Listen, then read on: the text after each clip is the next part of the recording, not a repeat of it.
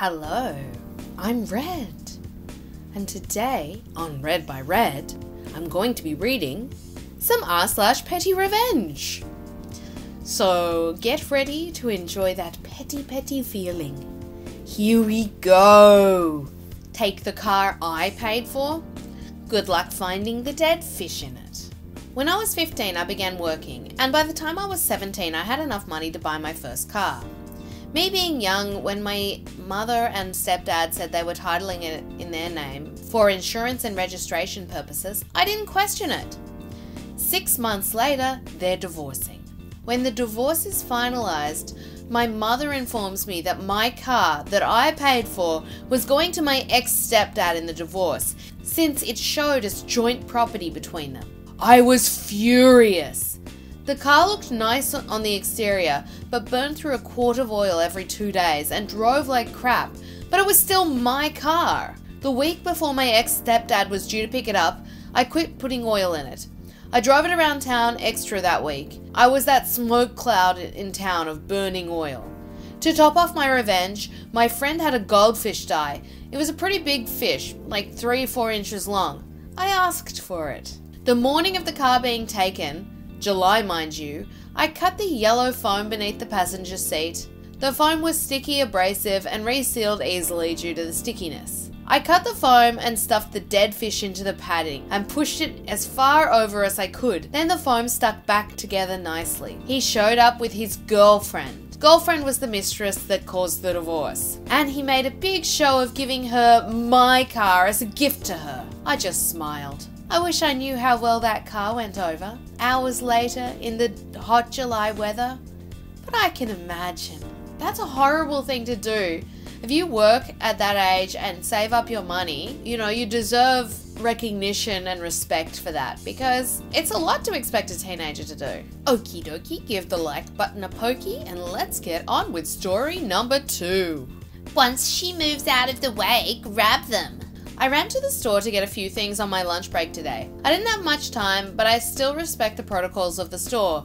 Going down the aisles the proper way, social distancing, etc. A woman in the store kept going the wrong way down the aisles with her husband. She kept getting in the way of me and my boys and kept saying, "Can you move?" Every single time.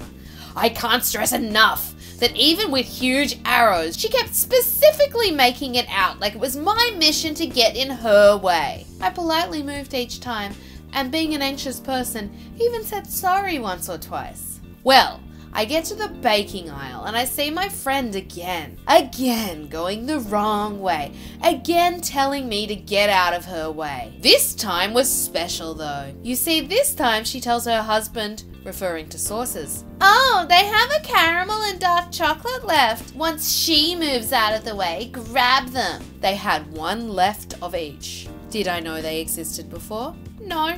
Did I grab the last ones and also grab the chocolate caramel just in case? Absolutely. This is something that really bothers me. I don't usually do the grocery shopping in my family, but when I do, it drives me insane when people are going the wrong way. Okay, here is our next story. Sweet revenge. I was out with a buddy who just went through a horrible breakup. He was basically dumped for a guy with a better car. Her own words, her new boyfriend had a brand new car and gave her a ride home every night after work. Well, she worked in a pizza parlor that had a jukebox. The owner of the place had a rule that the jukebox was never unplugged, no matter what. If someone put money in the machine, then whatever song they chose was played, no matter what. Anyway, my buddy and I went there one night when she was working in the back. My buddy knew there were certain songs that she hated. Among them was Final Countdown by Europe and I'm Too Sexy by Right Said Fred. 4 songs for $1. My buddy put in $10. Repeated the 2 songs 20 times each. Oh my god, that's great. Well, especially when there's songs that irritate you. It's so hard to get over that irritation, especially when they're repeated. But side note, Final Countdown was the song I walked down the aisle to when I got married. I thought it was pretty funny. Okay, here is our next story. Secret Decaf. I worked for a company with an owner who let her daughter get away with anything. The daughter was my manager and she would shriek at me so loud you could hear it from the parking lot. That's not an exaggeration. People would come in and ask me what Em was mad about because they heard her going off as they locked their cars. But she also made me get her coffee. Venti sugar-free vanilla latte with soy milk. I'd go and ask the barista to make it a decaf, but not mark it. They always made me a secret decaf for her. As someone who is very, very addicted to coffee, this would kill me. Don't be sad, we've reached our last story for today.